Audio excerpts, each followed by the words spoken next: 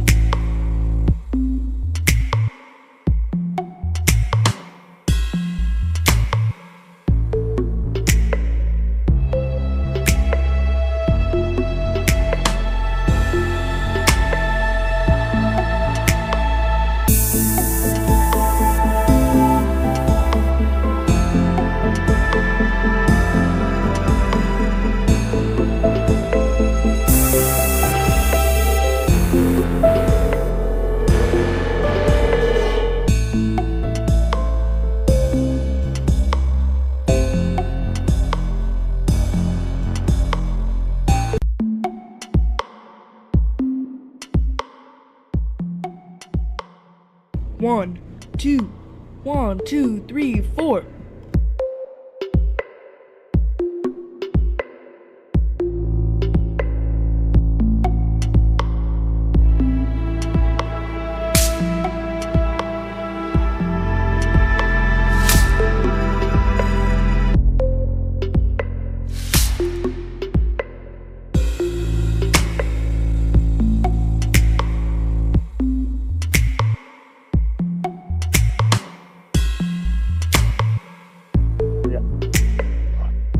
Assalamualaikum warahmatullahi wabarakatuh. Salam warahmatullahi wabarakatuh. Selamat malam masyarakat Kota Bau-Bau. Selamat malam masyarakat Seluruh Tenggara. Alhamdulillah malam ini kita masih sehat, masih panjang umur, dan alhamdulillah lagi bahwa malam ini saya bisa bertemu langsung dengan Bapak MZ Amirul Tamim, wali kota definitif pertama di Kota Bau-Bau, yang dimana beliau digelar sebagai Bapak Pembangunan. Ya. Selamat malam Pak. Selamat malam Bung Tony. Lama baru ketemu juga ya. Selamat Pak. Kita juga merasa sangat berbahagia karena kenapa? Karya beliau selama 10 tahun itu cukup merubah wajah Kota Bau-Bau dari kota administratif menjadi sebuah kota. Sebuah kota yang berkembang dari sisi ekonomi, dari sisi perdagangan, dan yang lainnya.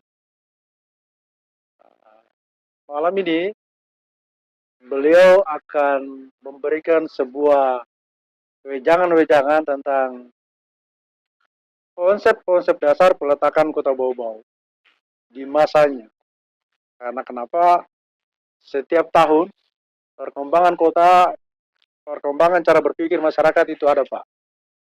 Ya, mudah-mudahan di tahun 2024 ini, Pak, ini kan ada pemilihan wali kota. Oh, pemilihan wali kota, Ada iya. pemilihan wali kota. Itu serentak ya? Serentak, termasuk gubernur. Sehingga perlu adanya sebuah dasar-dasar pemikiran kepada wali kota ke depan untuk tetap berpedoman pada dasar-dasar pembangunan yang Bapak lakukan. Karena kenapa? Hampir semua dasar-dasar pembangunan yang Bapak letakkan itu sudah diperdakan sampai dengan 5, 10, bahkan sampai 25 tahun ke depan. Ya mudah-mudahan itu juga menjadi landasan bekerja para wali kota ke depan. Saya kira untuk mempersingkat waktu Pak, bisa Bapak berikan dasar tentang apa yang ada di benak Bapak ini ketika Bapak begitu dilantik dalam waktu 3 bulan terus ada pergerakan perubahan infrastruktur. Seperti apa itu Pak? Iya, wah terima kasih nih. Ini mengajak saya untuk mengingatkan 20 tahun lebih yang lalu ya. Iya, Jadi bayangkan, jadi wali kota pada waktu itu tahun 2003, 2003.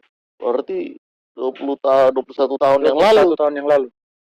Saya kira kalau bicara tentang 20 tahun yang lalu kita menyiapkan Kota Bau, saya kira yang di hadapan saya ini tahun ini pasti tahu ceritanya. Iya, Iya kan?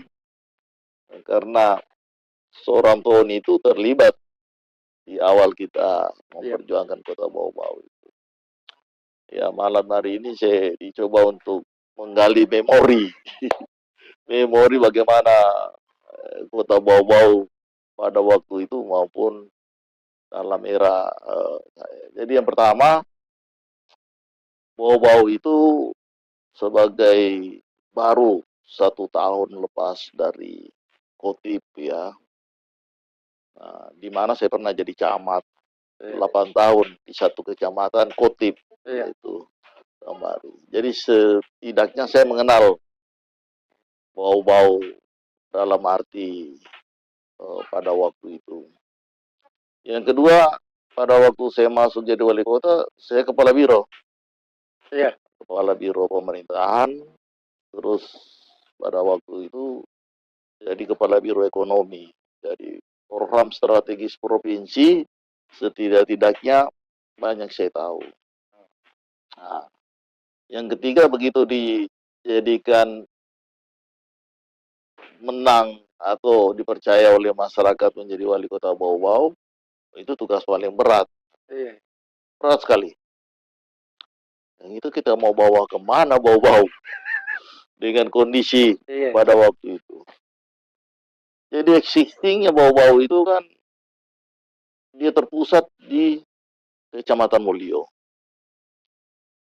Di Kecamatan Mulyo bayangkan di situ semua bank di situ.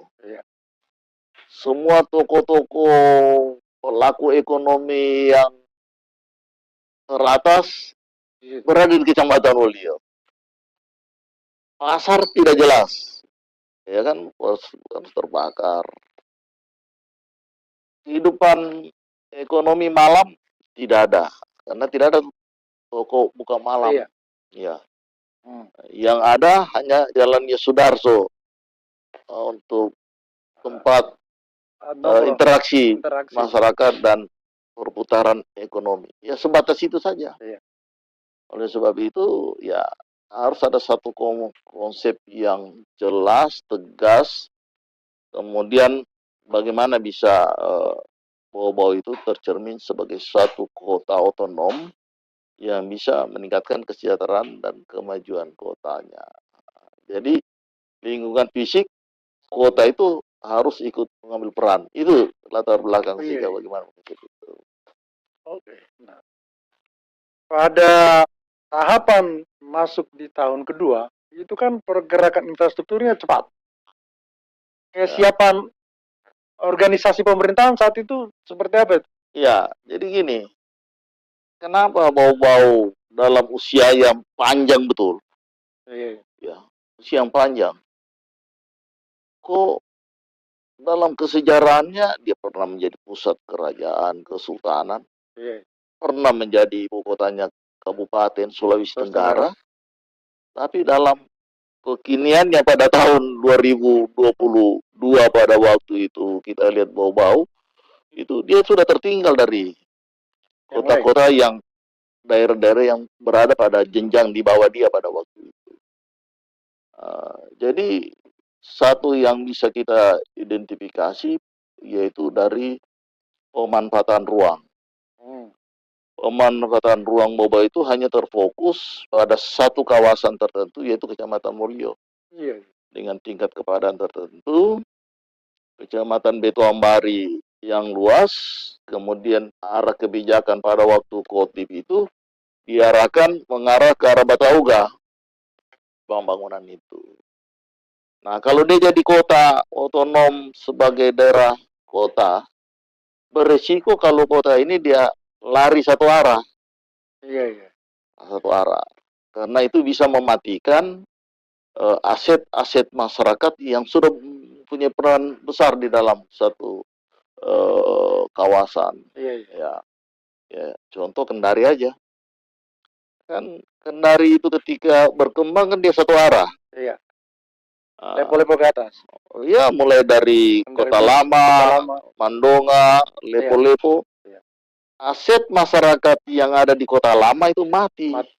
Padahal mereka itu pelaku ekonomi yang harus tetap eksis untuk memutar ekonomi itu. Oleh sebab itu kita katakan, Bobo jangan mengarah satu arah. Harus dia mengarah Kota Lama. Tetap kita harus jadikan dia suatu kawasan sentral, tapi jejaring pertumbuhannya kita harus kasih sayap kiri, sayap kanan, dan bagian atas. Itulah strateginya. Bagaimana kita jadikan Kalialia itu kota satelit, bagaimana kita jadikan Waruma itu sebagai kota mandiri. Kemudian Bungi kita harus berikan peran-peran sebagai penyangga sekaligus untuk kawasan kesiapan logistik wilayah, karena kita daerah pulau baru ada suatu kawasan yang menyiapkan suatu logistik wilayah, kemudian arah sana. Sementara kalau kita arah ke Batauga, sempit kawasan sisi daratnya, karena bukit laut, sehingga kasus bau-bau dia tertumpuk di Wameo, Paubula, Tarapu, Bone-Bone. Dia bertumpuk di situ. Dari tahun ke tahun kawasan ini tidak berkembang. Berkembang dia. Padahal masyarakat di sini ini punya potensi kewirausahaannya tinggi, tapi aspek ruang membuat dia tidak memilih alternatif. Statistik kependudukan kita, piramidanya besar ke bawah, dengan usia 10 tahun ke bawah itu besar. Bayangkan kalau 20 tahun akan datang, yang 10 tahun ini sudah kawin kan, masih usia 30. Ruang bau-bau yang bisa menampung mereka di mana? Oleh sebab itu, itulah lahir konsep Palegi Mata. Mari kita jadikan Bobo sebagai kota bertingkat, dan tidak sedikit kota-kota di dunia yang bertingkat itu kota-kota yang maju, indah, dan punya karakteristik sendiri. Bobo memiliki itu. Nah, itulah kita katakan, mari kita konsep Bobo itu kota bertingkat, itu sampai dengan tingkat 7. Nah, instrumennya pindahkan rumah sakit, bangun kantor wali kota, buka jalan. Buka jalan itu salah satu juga instrumen untuk memberikan satu nilai ekonomi bagi aset-aset masyarakat yang tadinya tidak punya harga. Dengan adanya jalan kita buka, masyarakat punya aset yang bernilai secara ekonomis. Begitulah strateginya. Sehingga sekarang tanah-tanah di sana jadi mahal. Nah, pertumbuhan real estate juga di sana, Pak. Iya. Di daerah Palegi Mata ke atas sampai ke belakang. Nah, kemudian yang menarik ini menjadi bahan perbincangan masyarakat tentang bagaimana Bapak mengembangkan Pantai Kambali dan Kota Mara. Iya. Itu bagaimana ceritanya itu? Jadi ini, kan tadi saya katakan, Kota Lama ini harus jadi sentra. Jadi harus ada ruang publik, ruang interaksi masyarakat. Karena kita belajar dari kasus Ambon. Kenapa Ambon terjadi konflik? Karena ternyata kan ruang publik untuk interaksi sosial yang netral itu tidak dimiliki. Masyarakat Muslim interaksinya di tempat rumah ibadahnya, masyarakat Nasrani interaksinya di gereja. Iya. Tidak ada ruang netral Untuk mereka bertemu. untuk bertemu, bersendaguro, Iya. berinteraksi. Maka instrumen itu harus kita buat satu ruang. Nah, punya peluang itu TK Mali untuk menjadi ruang publik. Nah, dan itu kita teruskan ke Bone-Bone, ke Wameo, ke Kota Mara. Itu kita melihat sekaligus untuk mengendalikan kondisi setiap bulan barat. Iya. Bulan Desember. Musim barat. Musim barat. Iya. Kita bayangkan saudara-saudara kita di Kaubula, Wameo, Bone-Bone, itu kan tidak aman dari sisi itu. Yang kedua, kawasan mereka di pesisir itu tidak punya nilai ekonomi. Iya. Iya kan? Nah, maka pemerintah itu harus punya gagasan, ide, bagaimana kawasan pesisir itu dia aman. Yang kedua, bagaimana kawasan itu yang menjadi aset masyarakat, dia mau punya nilai ekonomi, maka instrumennya sekaligus kita bikin ruang publik, ruang interaksi, ruang mengantisipasi terjadinya suatu kondisi kalau terjadi apa-apa untuk evakuasi. Nah, itu fungsi-fungsi kawasan. Sehingga dulu Kota Mara itu kita desain itu bisa 3 helikopter mendarat. Ya kan, kalau terjadi apa-apa dia mendarat. Nah, kemudian kita desain untuk mengendalikan itu ada kanal. Nah, dan itu tidak berhenti di situ. Sebenarnya waktu saya 10 tahun kan tidak mungkin menyelesaikan semua. Harusnya yang berikut untuk bagaimana kawasan Bone-Bone juga itu harus seperti Kota Mara. Nah, sehingga kawasan itu sekaligus menjadikan Bone-Bone itu kita ajak, mari kita jadikan laut halaman depan. Sama konsepnya dengan di Kali Bau-Bau yang tadinya membelakangi kali, sekarang sudah kita ajak, mari jadikan kali itu halaman depan. Karena pasti memberikan pertama estetika, yang kedua akan mempunyai nilai ekonomi bagi aset-aset masyarakat di kawasan-kawasan itu. Nah, itu yang sebenarnya strategi-strategi yang kita coba rancang konsep dan tidak mungkin menyelesaikan satu dalam 10 tahun. Oleh sebab itu ada tahapan-tahapan. Alhamdulillah kita bisa selesaikan Kota Mara, tapi itu pun belum selesai karena harus ada kanal. Tapi kanalnya sekarang sudah tertutup itu, tapi saya kira ke depan masih bisa. Dan itu tidak akan memberikan ruang ekonomi bagi pelaku-pelaku di situ. Dia lebih indah, lebih nyaman, dan jalan itu harus lebar. Jalan itu selain untuk jalan, harus kita hitung bahwa dia mampu menampung kalau motor dan mobil itu parkir. Sehingga konsumen yang menjadi langganan warung itu bisa lebih banyak. Dan nyaman. Karena mobil dan motor tetap tidak ada masalah. Tidak ada masalah. Gitu. Jadi harus dihitung timbal balik agar tetap memberikan ruang ekonomi bagi para pelaku. Yang saya agak tertarik dengan persoalan Bone-Bone tadi. Bone-Bone berarti kalau kita mengembangkan Bone-Bone sama dengan Kota Mara, itu dari sisi manfaat ekonominya seperti apa itu? Ya, yang pertama bahwa Bone-Bone itu kan nelayan. Ya, pada waktu saya menjabat itu, kita identifikasi ada 50, hampir 60 kapal. Satu kapal itu 12 orang. ya kan? Berarti satu kali bergerak 60 kapal itu kita bisa kali 60 kali 12 orang Iya. itu berapa ratus? Hampir 700. Ya, Hampir 700. hampir 700. Kalau 700 orang di kapal, kemudian bertemu dengan orang yang mitranya di darat yang mau beli ikan, beli Kali dua. kali dua, ya kan? Iya, iya. Terus orang yang mau apa? Jadi bisa di Bone-Bone itu pada jam tertentu bertemu ribuan orang. Oh ya.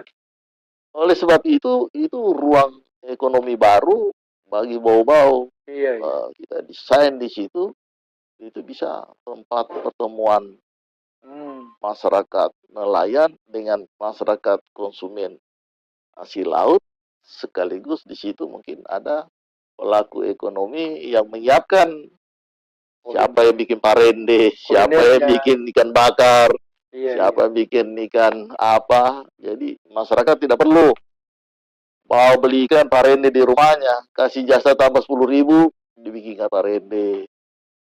Tapi interaksinya yang kita ingin tangkap, ya itu begitu kita desain. Iya, iya. Terus waktu kita menjabat di periode pertama, seperti apa kesiapan organisasinya Bapak ini? SDM manusianya menyikapi pergerakan wali kota yang tepat ini seperti apa ini? Ya, itulah sering saya katakan dulu, mungkin Tony ingat itu. Siklus 5 tahunan penggantian pimpinan itu jangan jadi persoalan. Tapi bagaimana birokrasi itu bisa mempunyai suatu pola untuk sebagai birokrasi yang siap untuk era apa saja, dia bisa sehingga patron arah pembangunan itu tidak lari.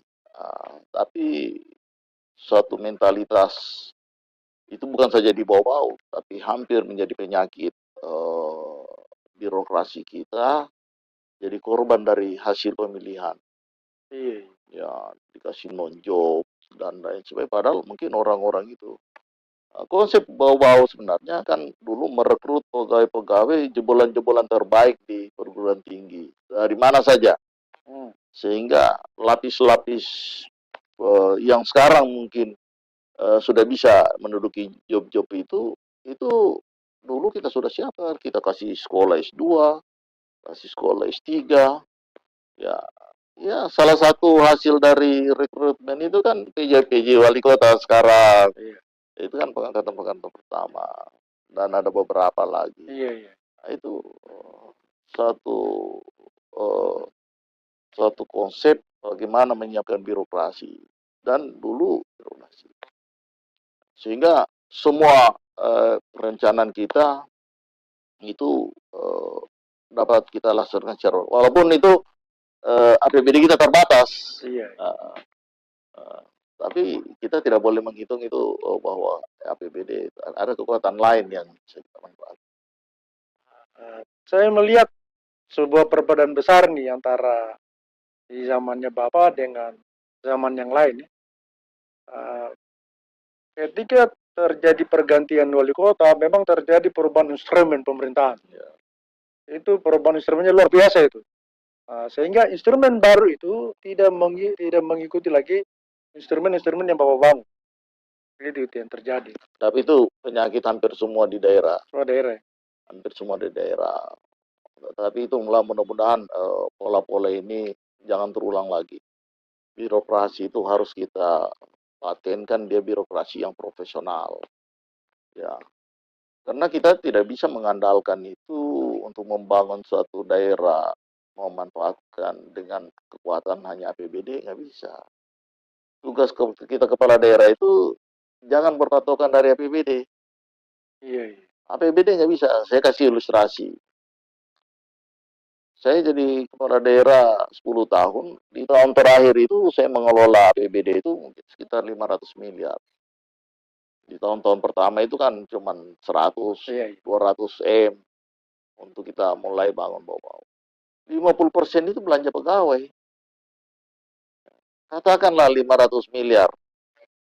Ya toh. Atau katakanlah kalau sekarang itu 1 triliun. 1 triliun. Kalau dia masih 50% belanja pegawainya, berarti 500 miliar itu belanja pegawai. Pegawai bau-bau itu hanya 5.000. Kalau kita kali 3, berarti hanya 15.000. 15.000. Orang bau-bau dibiayai oleh 500 miliar.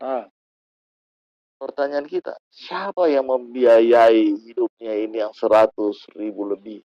Di luar itu? Di luar itu. Di luar pegawai tadi? Di luar pegawai. Berarti ada kekuatan besar di luar pegawai. Itulah tugas kita, memfasilitasi gerak kemampuan potensi yang ada.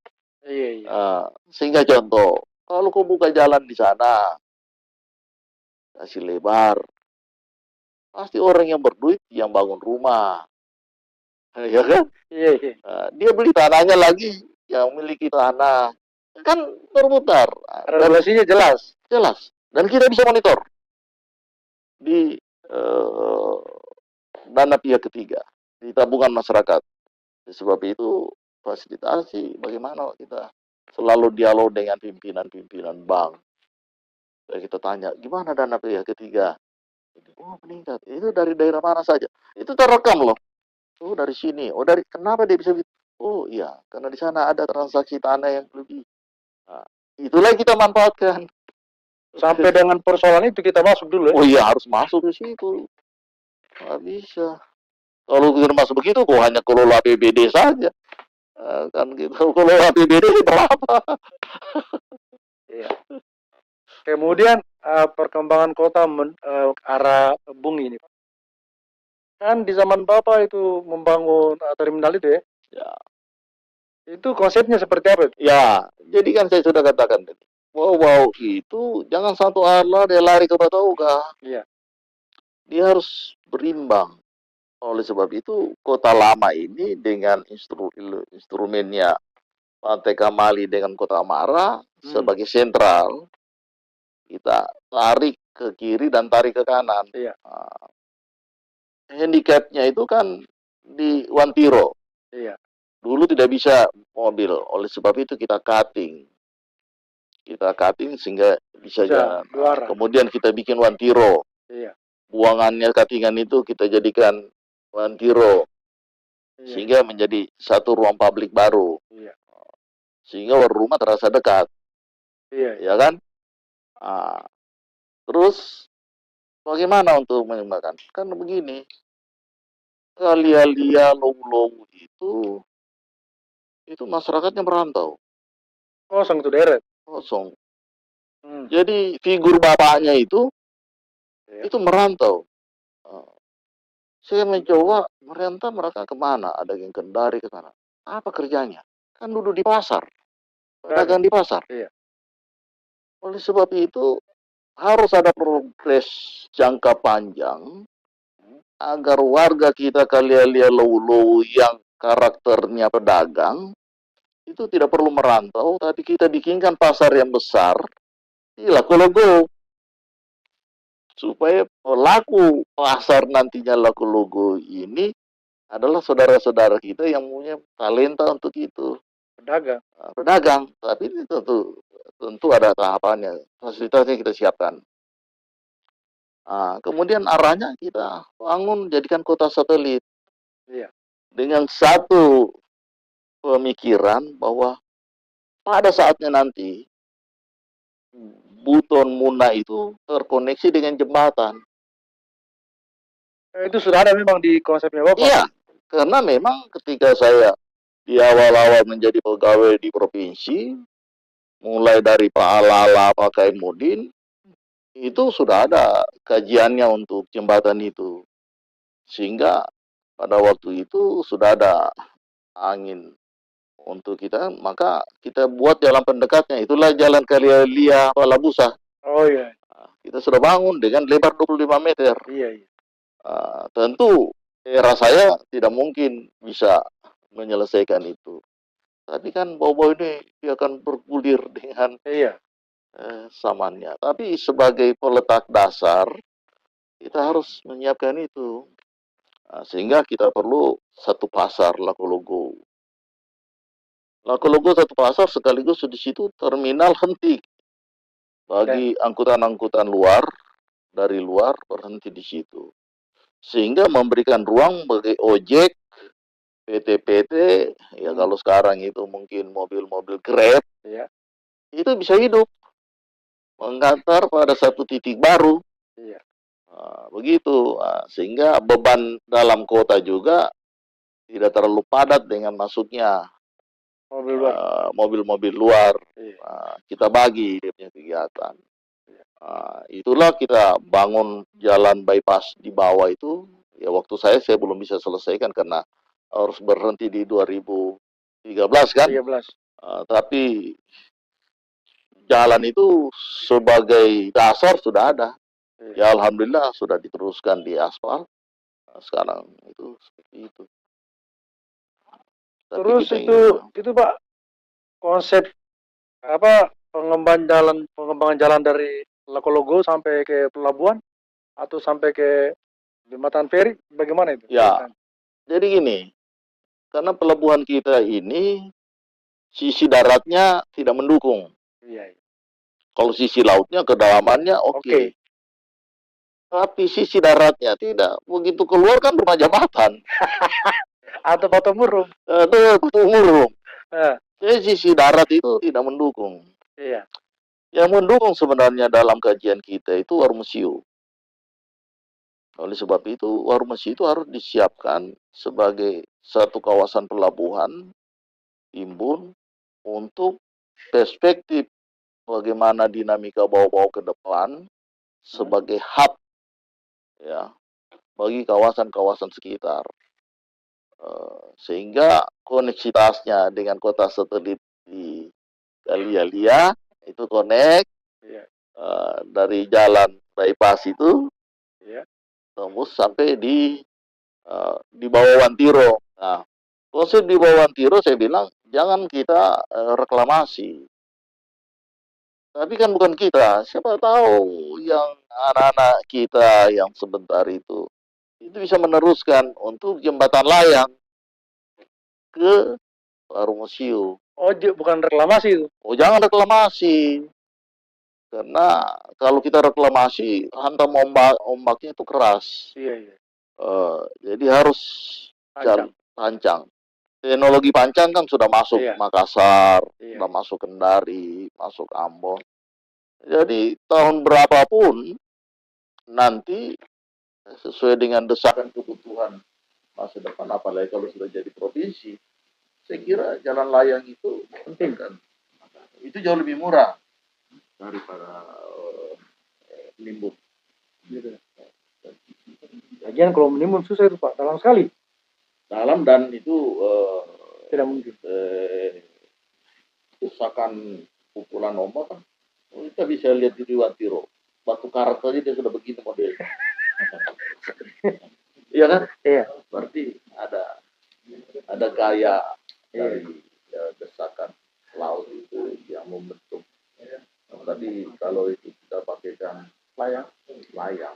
Tapi tentu pada waktu itu kita ini kan harus berprinsip bahwa sebentar ada penerus, pelanjut dan sebagainya. Tapi konsep dasar peletakan itu memang harus sudah bisa mewarnai. Iya.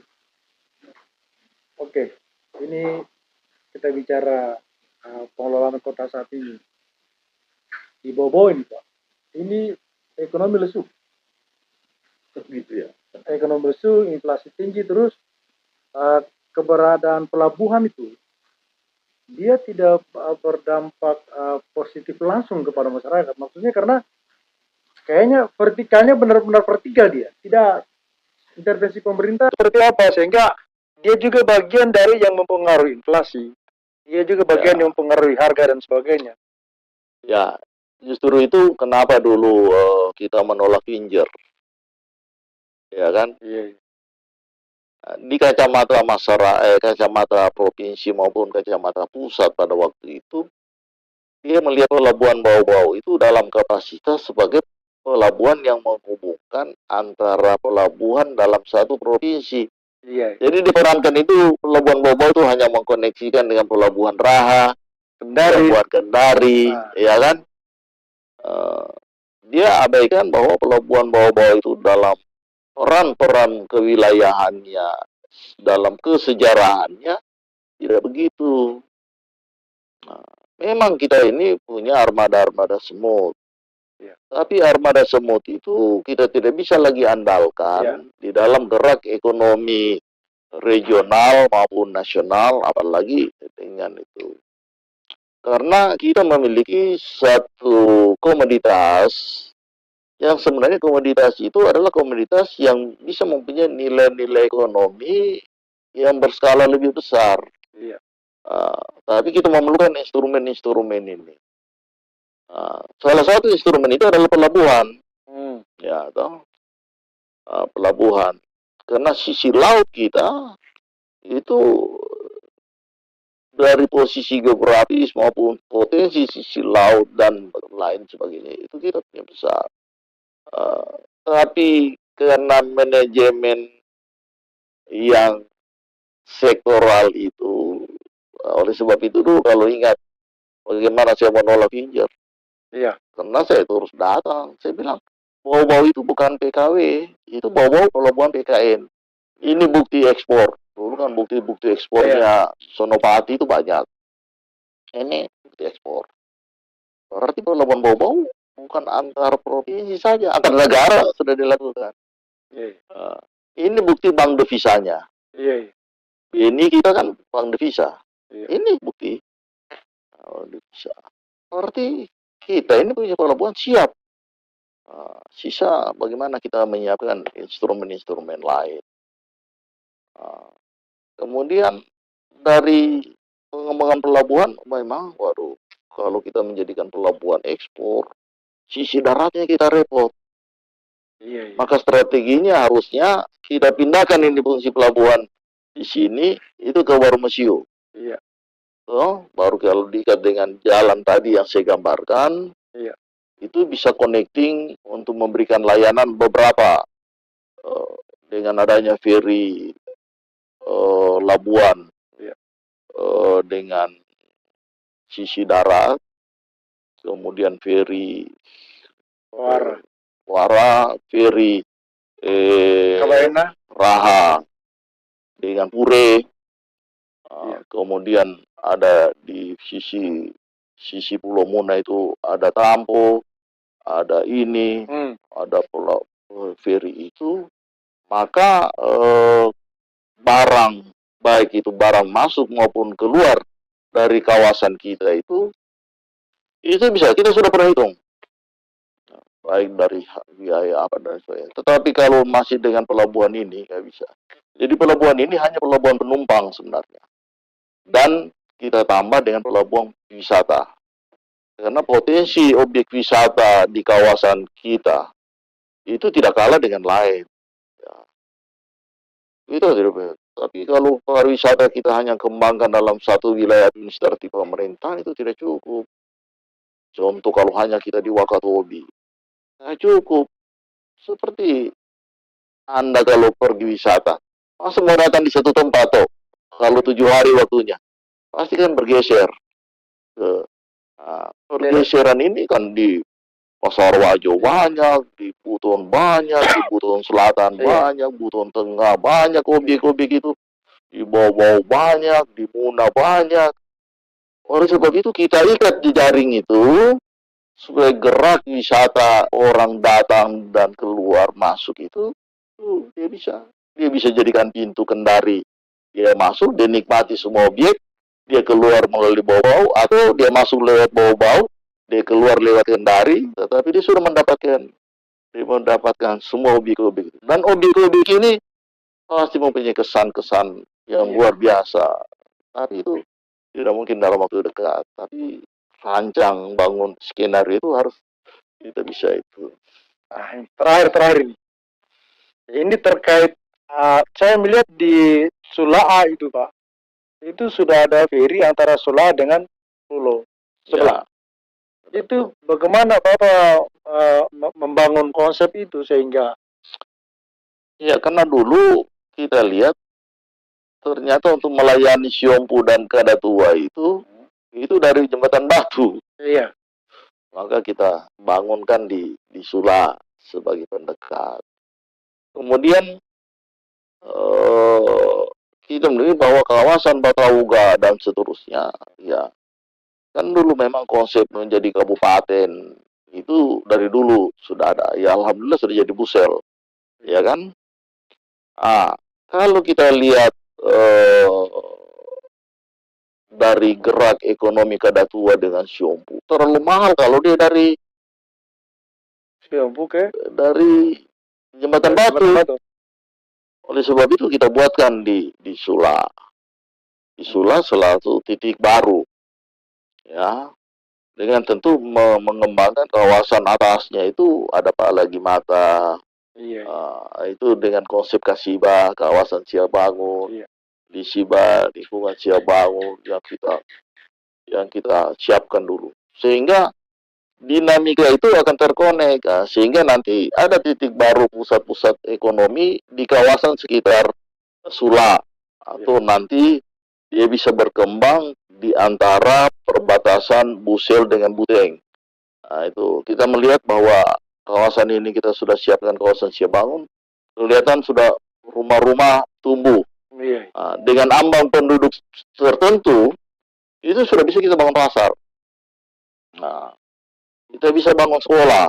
Sisa kita menunggu ambangnya. Ambangnya itu kapan? Ya, siapa putranya Tony yang jadi wali kota. Pada masa akan datang, kawasan-kawasan itu sudah siap. Jadi bukan kita menyiapkan ini untuk kita. Untuk anak cucu kita. Iya, itu supaya dia berkesinambungan sebenarnya. Kota kita ini menjadi kota yang punya daya saing tinggi dan pusat sebagai hub kawasan di sekitarnya, gitu kita. Apa harapan-harapan kita ini? Ya, semoga masyarakat Bau-Bau itu sebelum dia melakukan apa, dia paham dulu suatu konsep bagaimana ingin memulai suatu usaha di Bau-Bau ini. Kemudian jangan sekali-sekali siapapun sebentar yang terpilih, jangan korbankan itu birokrasi. Iya. Jangan. Ya, karena siapapun jadi pimpinannya itu pasti dia loyal. Birokrasi itu sudah ditanamkan, dan saya punya pengalaman dari karir jadi pegawai dari tahun 75 saya jadi pegawai. Sampai sekarang saya masih mengabdi untuk negara. Masih mengabdi untuk negara. Tetap bahwa loyalitas terhadap negara, loyalitas terhadap pemerintah, terhadap atasan harus kita tanamkan. Kita jadi jangan pengkhianat, jangan yang begitu juga kita menjadi pimpinan. Ya, mungkin dalam catatan karir saya tidak saya kasih nojomuran. Iya, saya memang ada sebuah pengalaman yang bagus ini sebelum kita tutup ini, bahwa di zamannya Pak Amirul jadi wali kota, mungkin Bapak hanya berapa kali melantik orang ya, atau mungkin kecuali dia mati orang baru Bapak ganti. Iya, karena begini prinsip, memahami tugas suatu unit kerja nggak bisa dalam 1 tahun 2 tahun, nggak mampu. Iya. Apalagi di tingkat atas dia rubah-rubah peraturan, merumuskan suatu kebijakan yang berdasarkan aturan-aturan main tingkat atas, tingkat ini, peran-peran global. Itu nggak bisa kita, karena jabatan menteri aja itu harus 5 tahun. Iya.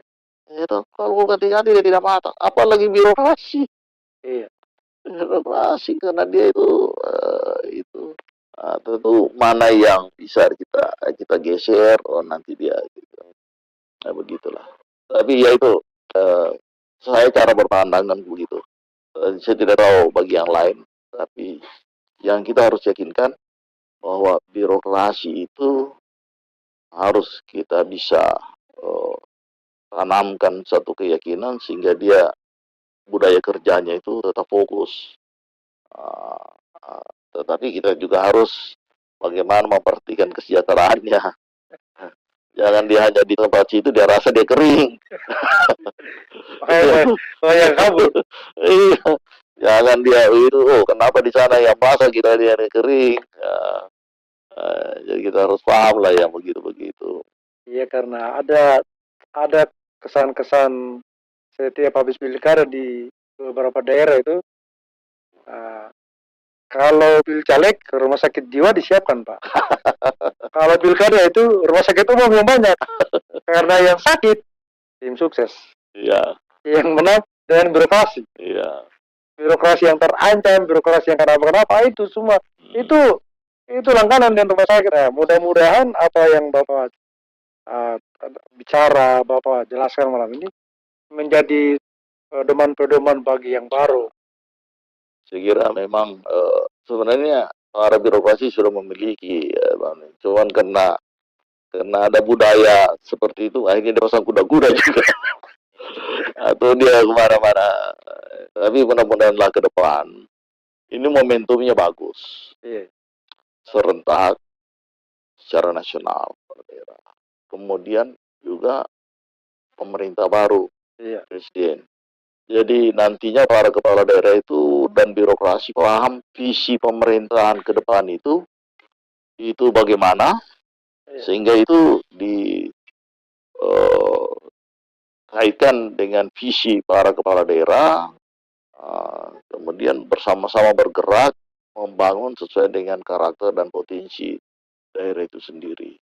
Karena tantangan kita ke depan sebenarnya format untuk kita menuju ke depan itu kan sudah diformat oleh pemerintah dengan rencana pembangunan jangka panjang sampai dengan 2045 tahun emas. Ukuran-ukuran capaiannya itu oleh sebab itu saran saya birokrasi pelajari, walaupun itu belum diundangkan, tetapi ke depan itu nanti waktu singkat sudah diundangkan. Nah, begitu juga birokrasi daerah kabupaten kota itu memperhatikan rencana jangka panjang provinsi, sehingga mendudukan dia sebagai daerah juga otonom yang harus mempunyai rencana jangka panjang itu bisa sinergi. Nah, kemudian memperhatikan juga rencana jangka panjang sekitar, karena kita ini harus mempunyai kaitan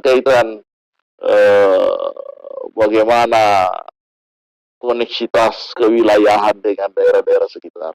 Itu jangan kita abaikan, karena ini jangan sampai kabupaten tetangga lari sendiri, kita juga lari sendiri, provinsi lari sendiri.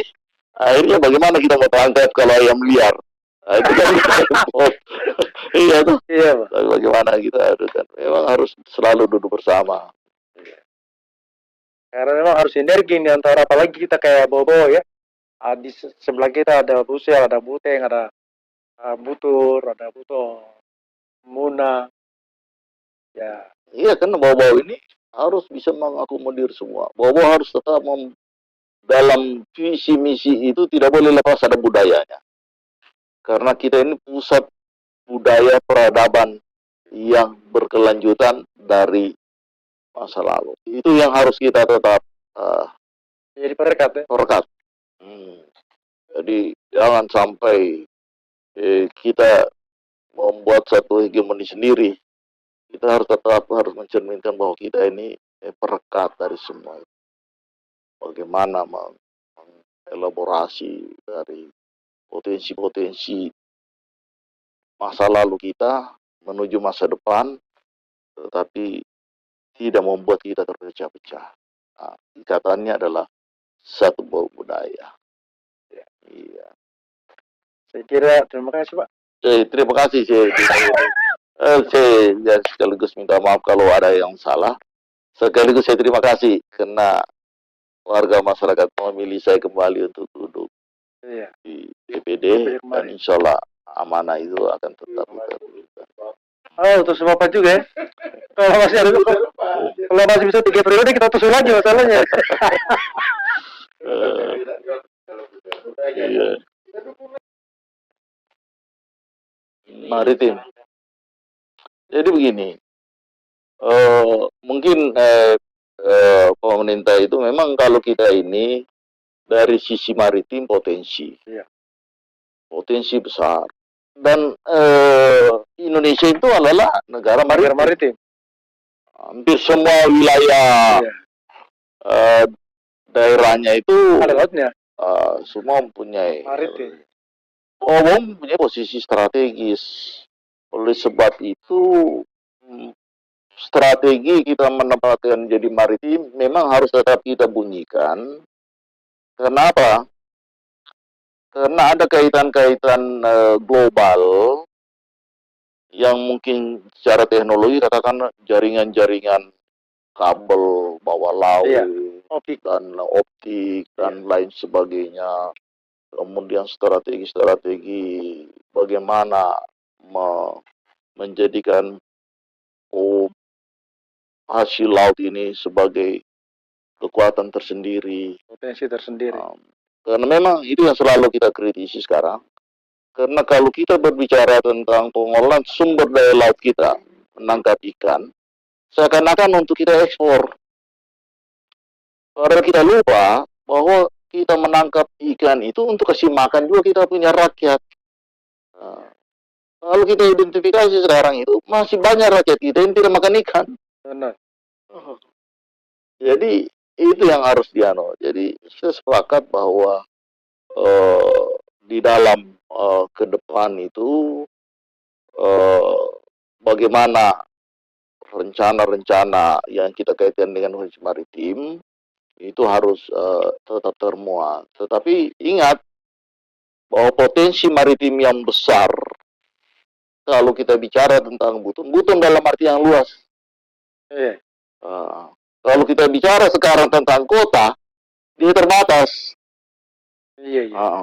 Tetapi kalau kita memposisikan kota Bobau sebagai hub dari kawasan sekitar, itu dia harus muncul kemaritimannya. Jadi hati-hati menempatkan narasi dalam satu konsep kalau tidak memposisikan Bobau sebagai hubnya kawasan sekitar. Itu terkoneksi. Oleh sebab itu, Bobau selalu memfasilitasi connecting perencanaan kewilayahan itu dengan daerah-daerah sekitar. Jadi itu bisa kita bangun. Jadi kalau bangun dengan antara birokrasi, tetapi kan DPRD ini kan isinya partai politik. Nah, isinya partai politik kan di Wakatobi ada partai politik ini, ada partai politik. Mereka lah yang berperan mendiskusikan ini sehingga bisa melahirkan satu paket kebijakan yang menganut satu konsep kewilayahan yang besar itu. Kita setuju, jangan lupa mencentukan kemaritiman itu, tetapi harus narasinya untuk konsekuen, karena kita dalam sejarah panjang kita itu bicara Buton. Sejarah Kepulauan Buton. Dan pelaku maritimnya itu ada di Wakatobi, ada di Tira, ada di daerah-daerah pesisir lain, termasuk di Bone-Bone sana. Tapi kalau kita presentasikan ini, oleh sebab itu bahwa ini harus memeran itu. Itulah semangatnya, kita tidak boleh putus bahwa kita harus jadi provinsi. Itu dia. Kalau kita masih bagian dari provinsi, bukan di sini, ya itu jadi satu kendala tersendiri. Saya Ranto. Habis. Saya. Dijawabkan ada beberapa dari hampir mirip pertanyaannya. Sarannya memang taruhan saya dengan. Iya, dan kita kawal itu termasuk jangan sampai provinsi dia posisikan lain kita. Dia pisahkan. Dia posisikan lain, dia tidak membaca karakter dan potensi kita. Itu yang itu dulu yang selalu saya jaga di dalam konsep kewilayahan. Iya. Ya, cukup ya. Jadi terima kasih Pak.